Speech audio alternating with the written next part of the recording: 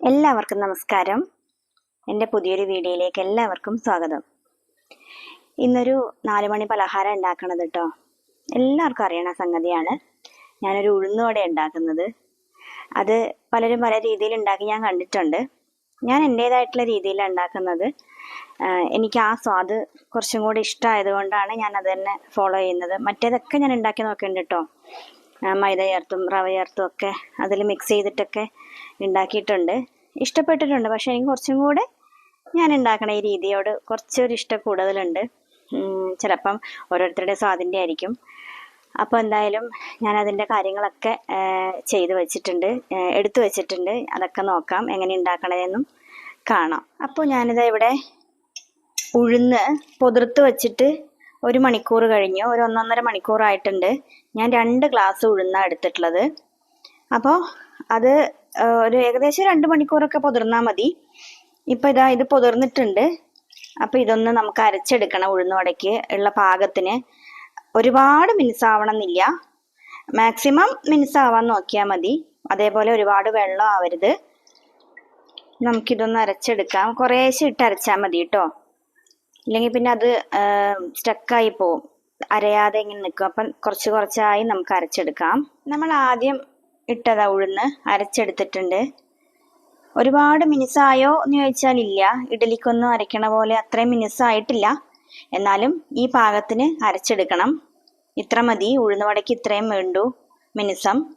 കണ്ടോ, ഇത്രയും കട്ടിയിൽ തന്നെ അരച്ചെടുക്കണം കേട്ടോ, ഇല്ലെങ്കിൽ പിന്നെ അത് നമുക്ക് ഉരുട്ടി ഇടാൻ പറ്റാത്ത വെള്ളമായി പോവും. അപ്പം നമുക്ക് ഇതിലേക്ക് ഇട്ട് കൊടുക്കാം.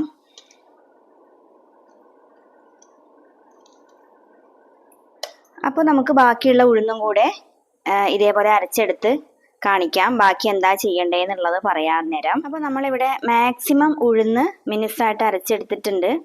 ഒരുപാട് ഞാൻ പറഞ്ഞില്ലേ, ഒരുപാട് മിനുസാവണം എന്നൊന്നുമില്ല, ആയാലും നല്ല തന്നെയാണ് കേട്ടോ. എന്നാലും ഞാൻ പറയാം, മിക്സി എങ്ങനെയാണെന്ന് ഓരോരുത്തരുടെയും നമുക്കറിയില്ലല്ലോ. അപ്പോൾ പറ്റുന്ന പോലെ മാക്സിമം മിനുസായിട്ട് അരച്ചെടുക്കുക. അത് അരച്ചെടുത്തിട്ടുണ്ട്. ഇതിലേക്ക് ഞാൻ ചേർക്കണത് കുറച്ച് കറിവേപ്പില, ഒരു 5 പച്ചമുളക്,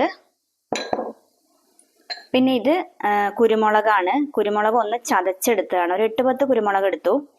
അതൊന്ന് വെറുതെ ഇടാട്ടോ. കുരുമുളക് പൊടി ഇടുന്നവരും ഉണ്ട്, പക്ഷെ ഞാനൊന്ന് ജസ്റ്റ് ഒന്ന് ചതച്ചിട്ടാണ് ഇടാറ്. പിന്നെ ഒരു കഷ്ണം ഇഞ്ചി ചെറുതായി മുറിച്ചത്, ആവശ്യത്തിന് ഉപ്പ് ഇടണം. അപ്പോൾ നമുക്കിതെല്ലാം കൂടി ഒന്ന് നന്നായിട്ട് മിക്സ് ചെയ്ത് മാക്സിമം മിക്സ് ചെയ്യണം. നമ്മളിതെല്ലാം ഇട്ട് ഉപ്പും എല്ലാം ചേർത്ത് നന്നായിട്ട് കൈകൊണ്ട് കുഴച്ചെടുക്കുന്ന അത്രയും നല്ലതാണ്. ഉഴുന്നോടെ നല്ല പൊങ്ങി വരും. അപ്പോൾ നമുക്കിതൊന്ന് മിക്സ് ചെയ്ത് കൊടുക്കാം. ഉപ്പും കൂടി ഇടണം, അത്രേ. ഉപ്പിട്ട് കൊടുക്കാം. ഉപ്പിട്ടു, കരിവേപ്പില, പച്ചമുളക്, കുരുമുളക്, ഇഞ്ചി. ഇതിൽ റവയും മൈദയും ഒക്കെ ചേർക്കുന്നവരുണ്ട് കേട്ടോ. ഞാനിതൊന്നും ചേർക്കാറില്ല. സോഡാപ്പൊടി ഇടുന്നവരുണ്ട്. ഞാൻ ഇത്രയും സാധനങ്ങളാണ് ഉഴുന്നോടെ ഉണ്ടാക്കുമ്പോൾ ചേർക്കാറ്. എനിക്ക് ഈ സ്വാദാണ് ഇഷ്ടം, അതുകൊണ്ടാണ്. ചേർക്കുന്നവർക്ക് ചേർക്കാം. മൈദയും അതേപോലെ മല്ലിയിലയൊക്കെ ചേർക്കുന്നവരുണ്ട്, ഉള്ളി ചേർക്കുന്നവരുണ്ട്. ഞാൻ ഇത്രേ ചേർക്കാറുള്ളൂ.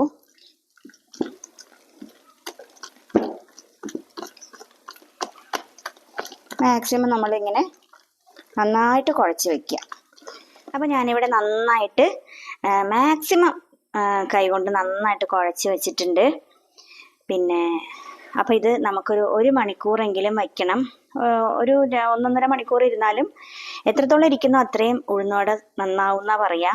അപ്പോൾ നമുക്ക് എന്തായാലും ഒരു 1 മണിക്കൂറെങ്കിലും ഇതൊന്ന് റെസ്റ്റ് ചെയ്യാൻ വെക്കാം, അടച്ച് വയ്ക്കാം. അപ്പം നമ്മൾ നേരത്തെ മിക്സ് ചെയ്ത് വെച്ചിട്ടില്ലേ, ഞാൻ പറഞ്ഞില്ലേ, ഒരു 1.5 മണിക്കൂർ 2 മണിക്കൂറൊക്കെ ഇരുന്നാലും നല്ലതാണ്. എൻ്റെതിപ്പോൾ 1 മണിക്കൂറിൽ കൂടുതലായി. ഞാനിവിടെ മിക്സ് ചെയ്ത് വെച്ച മാവ് സെറ്റായിട്ടുണ്ട്. കണ്ടോ, നന്നായിട്ട് ഇച്ചിരി പൊന്തി വന്നിട്ടുണ്ട് കേട്ടോ. പിന്നെ ഇത് ഇരിക്കും തോറും ഇച്ചിരിയും കൂടെ പൊങ്ങി വരും മാവ്. അപ്പോൾ ഇങ്ങനെ ആയാലും മതി, ഇത്രയും ഇരുന്നാലും നന്നായിട്ട് ഉണ്ടാക്കാൻ പറ്റും. ഞാനിവിടെ ചീനച്ചട്ടി അടുപ്പത്ത് വെച്ചിട്ടുണ്ട്. എണ്ണ ഒഴിച്ചു കൊടുക്കാം. അപ്പം നമ്മുടെ എണ്ണ മൂത്തിട്ടുണ്ട്. ഞാൻ ആദ്യം ഒരെണ്ണം ഉണ്ടാക്കി നോക്കി കേട്ടോ, എങ്ങനെ ഉണ്ട് എന്നൊക്കെ അറിയണ്ടേ.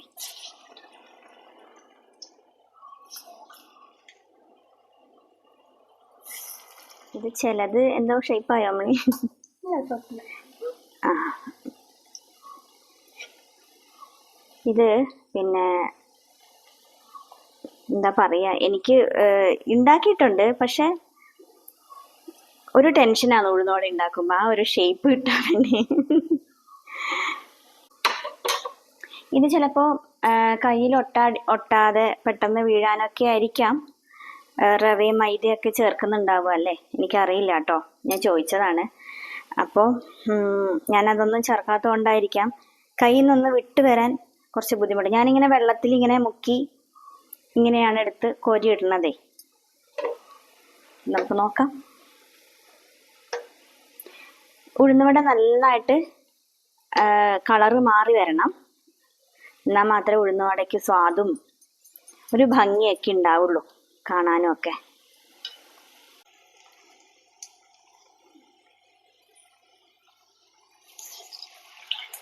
അപ്പോൾ നമ്മുടെ ഉഴുന്നുവട അതാ ഇവിടെ റെഡി ആയിട്ടുണ്ട്, കണ്ടോ. ഇതാണെങ്കിൽ പ്രത്യേകത എന്താ വെച്ചാൽ ഇതിൽ ഒരു ഇത്തിരി പോലും എണ്ണ കുടിച്ചിട്ടില്ല,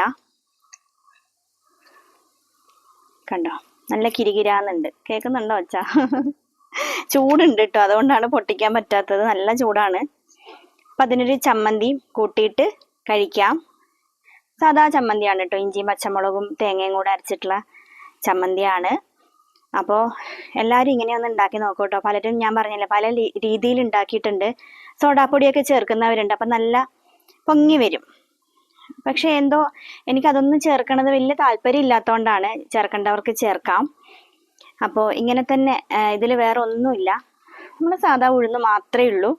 കുറച്ച് നേരം കൂടി ഇരുന്നില്ലെങ്കിൽ കുറച്ചും കൂടെ പൊങ്ങി വരുമായിരുന്നു. ഇതിപ്പോൾ ഒരു 1.5 മണിക്കൂർ ഇരുന്നിരുന്നു, ഒരു 2-3 മണിക്കൂറൊക്കെ ഇരുന്നാൽ നല്ലത് തന്നെയാണ്. അപ്പോൾ എല്ലാവരും ഇതുപോലെ ഒന്ന് ഉണ്ടാക്കി നോക്കൂ കേട്ടോ. ഉണ്ടാക്കി നോക്കി അഭിപ്രായം പറയണേ. അപ്പോൾ ഇന്നത്തെ വീഡിയോ ഇത്രയേ ഉള്ളൂ. വീഡിയോ ഇഷ്ടമായെങ്കിൽ ലൈക്ക്, ഷെയർ, സബ്സ്ക്രൈബ് ഒക്കെ ചെയ്യണം. ഫേസ്ബുക്കിലാണ് കാണുന്നതെങ്കിൽ നെയ്പായസം ബൈ ചിമ്മു എന്ന് പറയുന്ന എൻ്റെ പേജൊന്ന് ഫോളോ ചെയ്യണേ. അപ്പോൾ നാളെ നമുക്ക് നല്ലൊരു വിഭവമായിട്ട് വീണ്ടും കാണാം. എല്ലാവർക്കും നന്ദി.